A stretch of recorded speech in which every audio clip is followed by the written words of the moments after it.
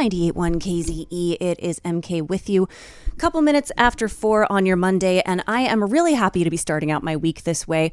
Kelsey Merrow is here from Pony Up Rescue Collective. And Kelsey, last time you came here, we didn't know each other yet. And now I've been a volunteer at your rescue for like a year. It's true. It's How wonderful. about that? Which I think is a really great way to start the conversation, because it just goes to show that this rescue draws people in. And, you know, you really have created a community over there that people love being a part of. I love being a part of. So will you start out by telling us a little bit about Pony Up and how it started and what the mission is? Sure. We started by rescuing one pony, and it turned into a community effort to rescue horses. And now we're in this current iteration where it's really become a people-centric organization. It turns out rescuing horses together is such a wonderful opportunity to gather community, to provide equine-assisted learning and pre-vocational programs, which we do at free and low cost. It turns out to be an incredible gathering point for bringing out good in people and welcoming folks of all different ages, abilities, backgrounds. Yeah. Well, one thing that you said to me the first time you were in here that was really kind of like the ding, ding, ding of like, oh, I want to get involved here, was that you wanted to make a space where horses are for everyone. That, Yes. you know, the equestrian lifestyle is so elite at this point, and it shouldn't be. You know, horses should be accessible for anybody who loves them, because so many of us do. And I think you've really put that into action. I've been trying to. I was privileged to grow up with horses and have access that a few people do. And it's extremely exclusive. And it's this ugly side of an otherwise really beautiful sport and creature to partner with and learn about. Because horses have been our companions about as long as dogs and cats have. They've been fundamental to building our civilization. Yeah. An incredible creature. And, you know, they run the gamut. Unlike pets, they are sport animals, they're transportation, they're source of income, they're athletes, they're pets, they're friends. They fill a lot of spaces. Yeah. We take on really difficult cases. So we have 8 horses at a time at the rescue, and we rescue, rehabilitate them as a village, and then rehome them on no-sale adoption contracts. Yeah. And right now they range from, let's say, 2 months old to 34 years old. They are so many different breeds and backgrounds that I had never seen coming from the sort of equestrian world. Really? Oh, yeah, we have a Mustang, we have a one-eyed Hackney, we have most recently a half-Frisian standard-bred colt who I just came actually running into the studio from a vet emergency. Turtle is half Frisian? Turtle is half-Frisian. No kidding. He doesn't even look like an actual horse yet. He's in such bad shape. Yeah. But yeah. I would not have guessed that from his photos. I don't think you're alone. He when we get these hard cases, the first year, especially the first 6 months, so many problems crop up. Yeah. That I was mystified by problems I've never seen in my whole life of being in the horse world.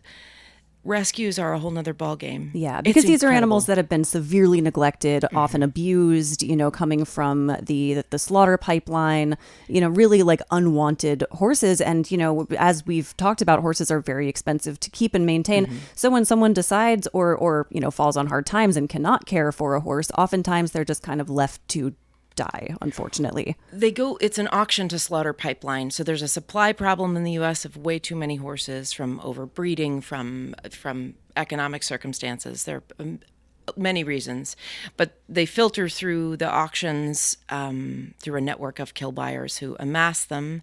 They suffer a great deal on the way and decline health-wise. You can imagine they're put together, only some of them can eat. They get injured and ill. And maybe 25,000 go to slaughter plants in Mexico and Canada. But the pipeline itself filters hundreds of thousands of horses and does a great deal of damage. So we pull them from various stages of that pipeline. Yeah. And I mean, I want to talk a little bit about Pablo, who is this incredible story that has been ongoing for like 6 months-ish now? No, even? It feels long. I pulled him for $300, pulled him out of auction, outbid the kill buyer at an auction in Texas. that was in February. He Wow. got to us in March. We quarantine everybody before they come. He became so ill, 3 weeks after arrival, he got, oh my God, he had a 10% chance of survival. He was 424 pounds. He's now, I would say 700. I mean, he doesn't, it looks like a bait and switch. It really does. If you look at the pictures of Pablo when Pablo before he was rescued and Pablo when he first arrived, he was this very sad, scrawny, scruffy, dirty, he defeated. looked like a shrimp. Yeah. And now, all of us volunteers, we like to say he's a unicorn. He's like this glorious, like, what is his? He's cremello? He's cremello. Yeah, this glorious he's white cream-colored, with blue eyes and cream-colored coat. So I did the math. It took 1,400 volunteer hours during the first 3 months he was here. Yeah. And round about $15,000 to save this $300 pony, which is a fortune. And I don't blame people for asking why put that kind of funding into saving one horse. Well, that horse already has turned around and is helping ARC Mid-Hudson, Living Resources DCOP, Anderson Center for Autism, this big community of 60 or so volunteers, ages 15 to 85.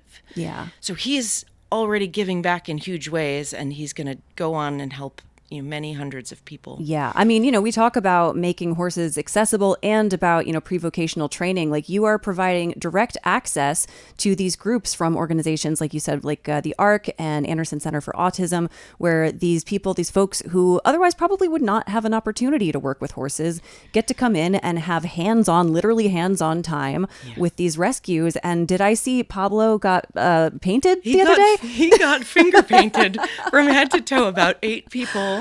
I mean, the amazing thing about having so many people handle the horses is that they become incredibly adaptable. Yes. Which helps them become adoptable. Right.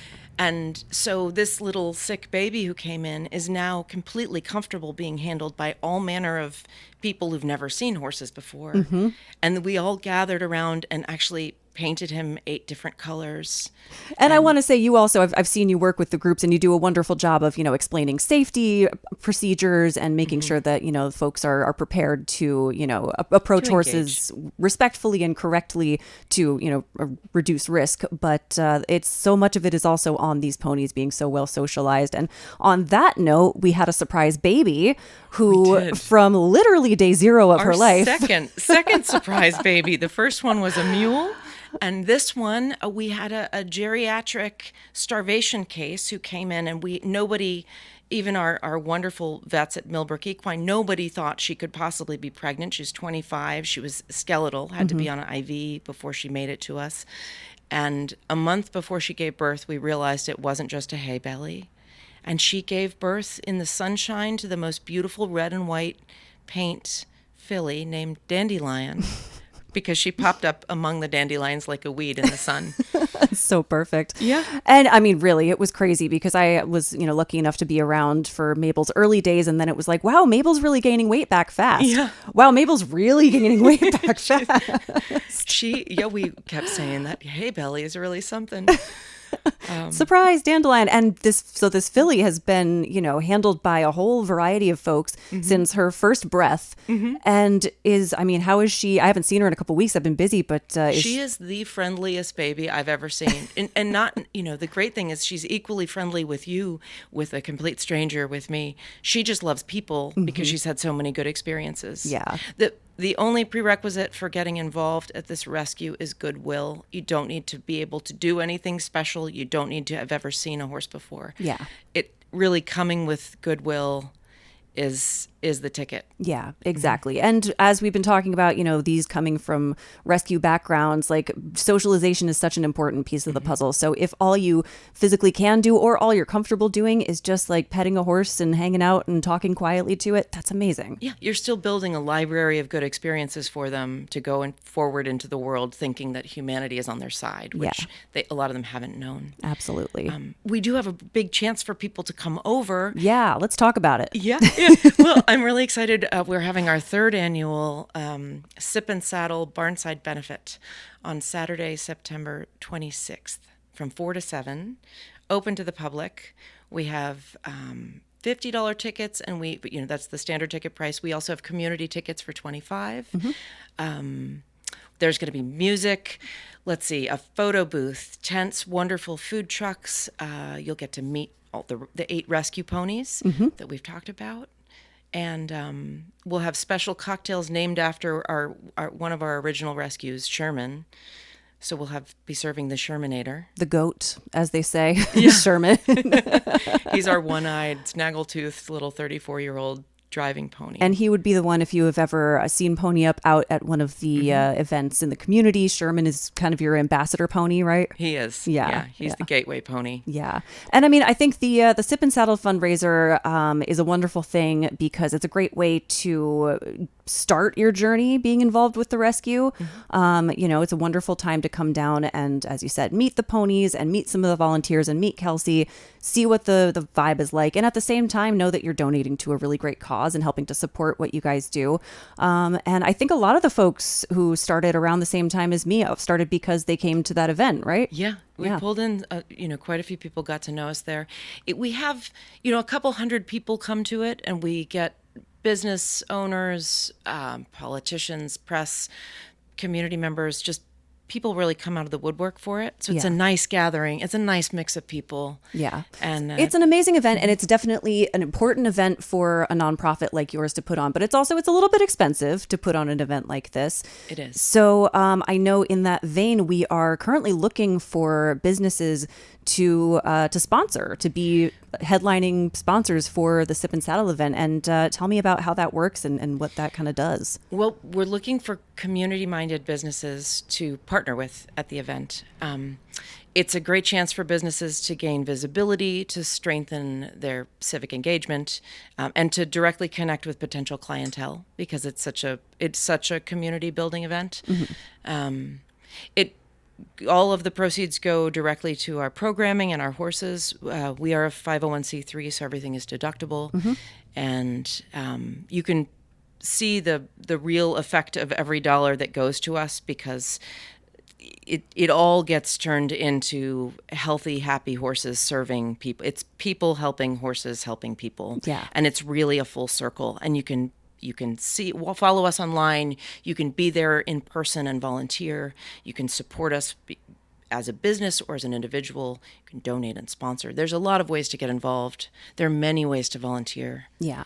And talking about volunteering, also there are sponsorship opportunities for individual ponies, right? There are.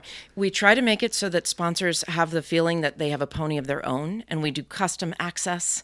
And it's cool because some of the sponsors want to come take their pony for walks because they've had a stressful day at work and they want to get away.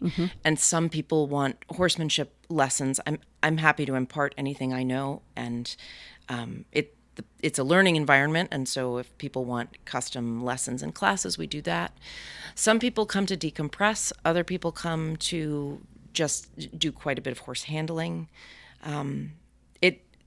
As I said, we customize it for people. So if sponsorship is something, if you've always wanted a pony of your own without any of the stress of it, this might be a good opportunity. Yeah. I mean, it really is. I'm one of those people. I love being around horses. As you know, I grew up with them, and it's something that I haven't had like the time or money to do as an adult, really. So to be able to just go and just be in a stable and hang out with ponies is like it's good for my soul, and it's good for the ponies, and everybody wins. Everybody, it's a very nice atmosphere. I think if people visit, they'll see what we're talking about. Yeah. It's very friendly. Yeah. If you're just joining us, Kelsey Merrow is my guest. We're talking about Pony Up Rescue Collective. The third annual Sip and Saddle event is on September 26th. That's a Saturday, which great date, by the way. Nice job snagging that September 26th date. Perfect time of year. And it's a beautiful farm, too, over in Tivoli. And it is a private farm. So if you are interested in getting involved in the rescue, definitely visit the website and follow all the proper procedures. But that's another reason that the fundraiser is a good opportunity to kind of get that first step in. Yeah, everybody is welcome, but please do visit by appointment. You can reach out to me directly through the website. There's a phone number on there. There's an email address, admin@ponyuprescuecollective.com, which is long.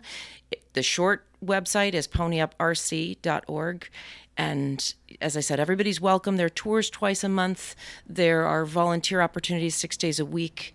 This event in September, I hope everybody will come to. It's so fun. We light the paddock, the pasture fences, and have signs about each of the rescues, so you can see them as the sun sets over the mountains while you're sipping on a Shermanator under a tent, listening to music. It's adorable. If the Shermanator is what I had before, it's a really delicious beverage too. Yeah. And the mocktail is the Shermy Temple. Oh, I love that. Ba-dum-tsh. You could make dandelion wine too. Oh, that's a good one. We might have to modify this year. Yeah. Pony Up Rescue Collective. Again, that's ponyyuprc.org for all of the information. And we are actively seeking sponsors for the fundraiser event in September. And again, that is tax deductible if you would like to work with the rescue. Or if you know a business that might be interested, please spread the word. Yeah, thank you so much for having me. Yeah, it's great to see you. We've got Pam Tillis for Pony Up. Let that pony run on 98.1 KZE.